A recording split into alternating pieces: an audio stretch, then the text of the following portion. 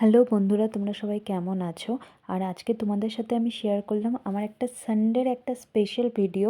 আর আজকে আমি ট্রাই করলাম নতুন একটা রেসিপি, যেটা আমার ভীষণ ভীষণ ভালো লেগেছে। তোমরাও ট্রাই করতে পারো। আর আজকে আমি প্রথমবার ট্রাই করলাম কলা পাতায় মাছ। আর আমি অনেক দিন ধরেই ভাবছিলাম যে এটা আমি ট্রাই করব। আমার ইচ্ছা আছে যে কলা পাতায় চিংড়ি মাছও ট্রাই করার। দেখি নেক্সট সানডেতে যদি টাইম পাই তাহলে ট্রাই করব।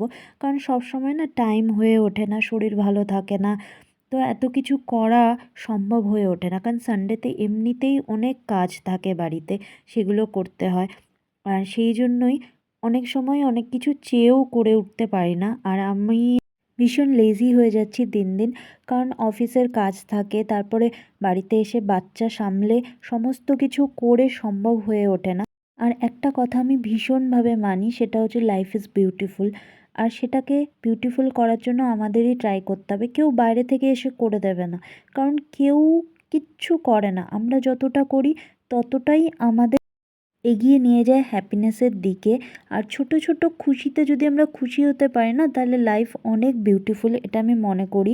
আর আমার ভীষণ ভালো লাগে নিউ প্লেস ভিজিট করতে, নতুন নতুন কুজিনস ট্রাই করতে। বাট সবসময় এটা পসিবল হয় না, কারণ আমি ট্রাই করছি একটুখানি হলেও ওয়েট লুজ করার। আমি অনেকটাই এটাতে কি বলবো সাকসেসফুল হয়েছি। তার স্টোরিও আমি খুব তাড়াতাড়ি শেয়ার করব, এটা আমি আগের ভিডিওতেও বলেছি। আর চেষ্টা করছি ওই জন্য যতটা কম অয়েল খাবার খাওয়া যায়। আর এই জন্য বাড়িতেও আমি ভীষণ কম অয়েলের খাবার ট্রাই করি। বাট সানডে তো পসিবল নয় কম অয়েলে খাবার খাওয়া।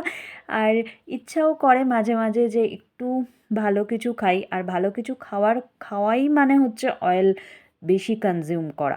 আর যদি তুমি অয়েল বেশি কনজিউম করো তাহলে তো কোনো দিনই ওয়েট লুজ করবে না। কারণ ওয়েট লুজের ফার্স্ট ফান্ডা হচ্ছে তোমাকে যতটা সম্ভব কম অয়েল ইউজ করতে হবে। আমি বলছি না তোমাদের অনেক দিন ধরে আমি আমার ওয়েট লুজ জার্নি শেয়ার করব। আর দেখবে, যারা চাও বাড়িতে বসে উইদাউট এনি কোনো ইনস্ট্রাক্টর না নিয়ে ওয়েট লুজ করতে, তারা অবশ্যই আমার যে ভিডিওগুলো নেক্সট আসবে সেগুলো ফলো করো।